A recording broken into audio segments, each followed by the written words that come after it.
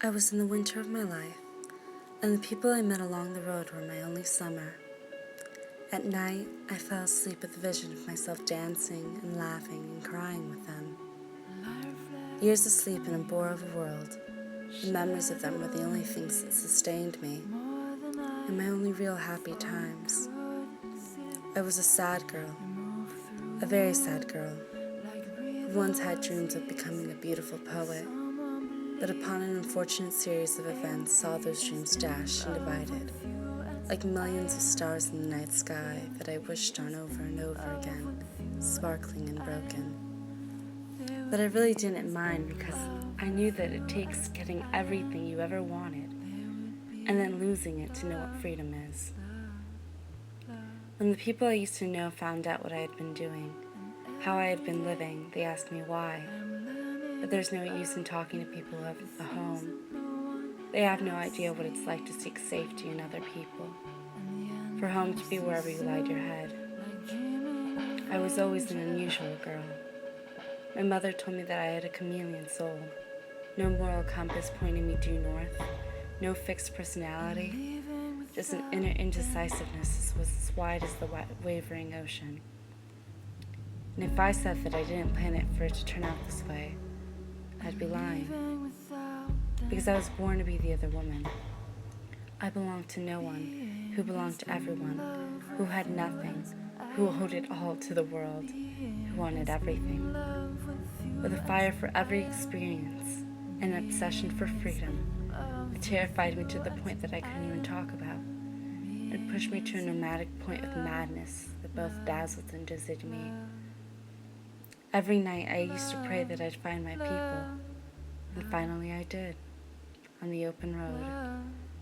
We have nothing to lose, nothing to gain, nothing we desired more, except to make our lives a work of art. I believe in the country America used to be. I believe in the person I want to become. I believe in the freedom of the open road. And my motto is the same as ever. I believe in the kindness of strangers.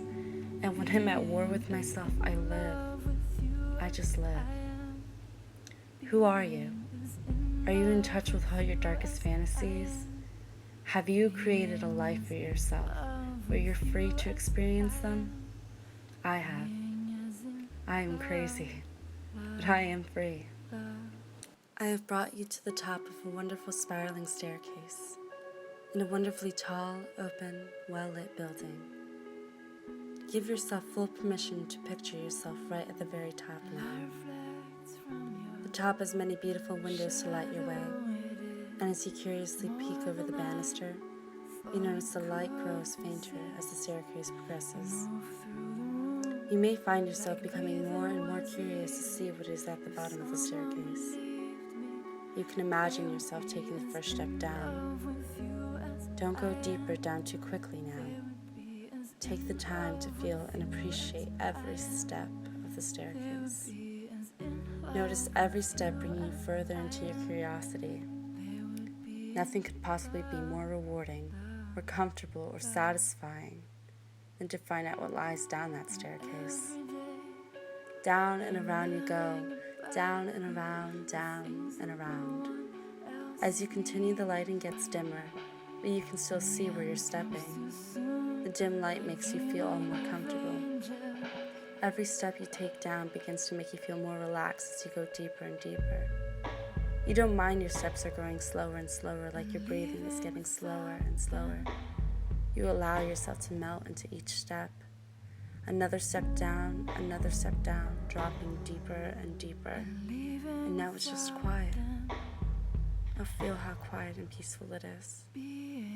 You can actually begin to feel the smooth tranquility in every part of your body. When you take your next step, you will feel it move from your feet to your ankles and through your legs to your abdomen and chest and your shoulders, through your neck and your face.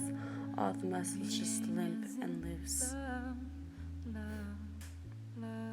Because all you need to go further is your mind.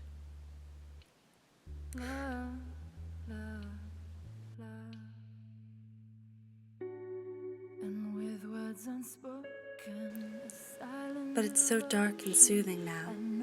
You're tired from going down so many flights and can give yourself permission to feel sleepy now. Yes, sleepy.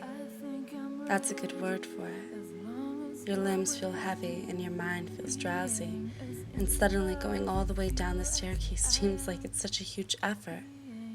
You can find yourself going deeper now, without taking another step. Just lie down and enjoy the darkness and sleep, that's it. It's so nice and quiet and peaceful. You feel so relaxed, deeper than the bottom of the staircase would have been. The real secret is that the staircase really has no end. Every time you think you can go deeper, you somehow find a way, and even now you just continue to relax and go deeper, down and around, without even moving or imagining movement. Movement would be almost impossible now, because your arms and legs are so heavy and relaxed. Just linger in this now. Linger, drift, daydream, and sleep. Now you may feel like you're so far down, but if you look back, you notice you'll only take 5 steps to go back to completely awake and alert. I'm gonna count off the steps with you. As you go up, all the sensations and perceptions of heaviness and temperature will return to normal, and you will have regained every feeling in your body. When I finish counting, your eyes will open, and you will be completely awake, alert, functional, and able to go to the rest of your day normally. So 1, take the first step back. 2, back to reality.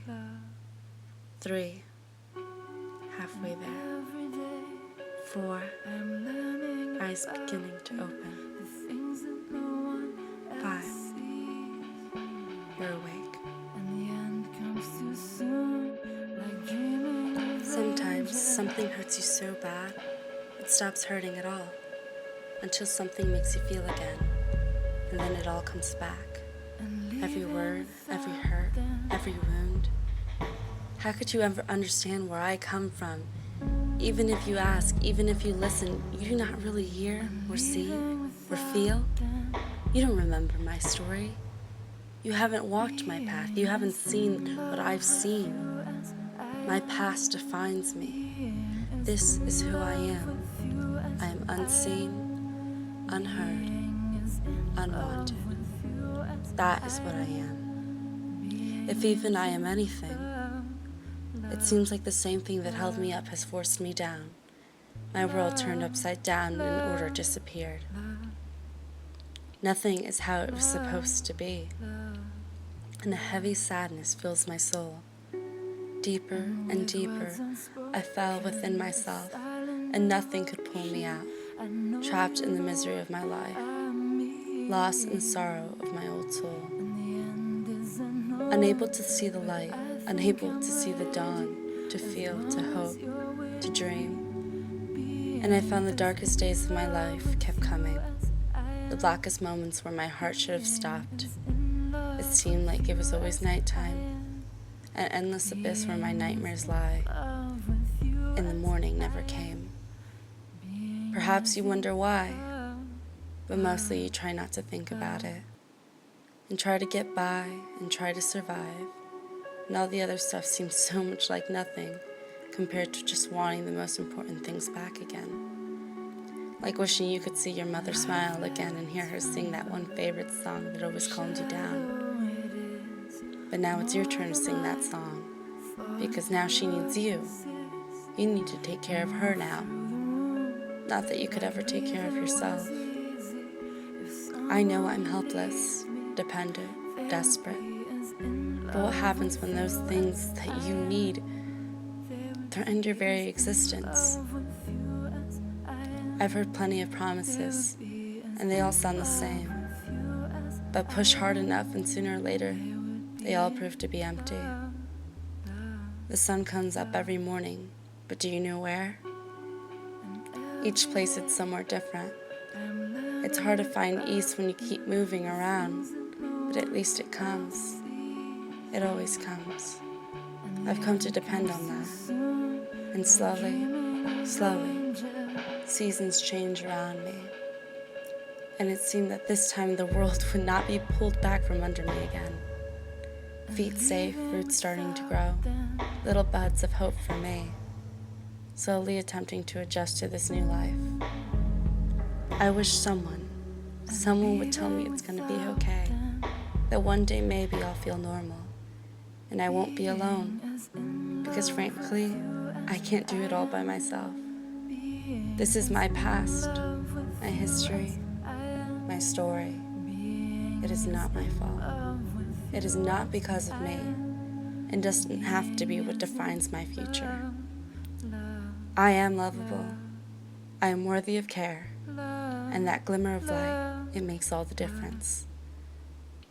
The glimmer of light gives me hope that someday my summer will come again. With words unspoken, a silent devotion, I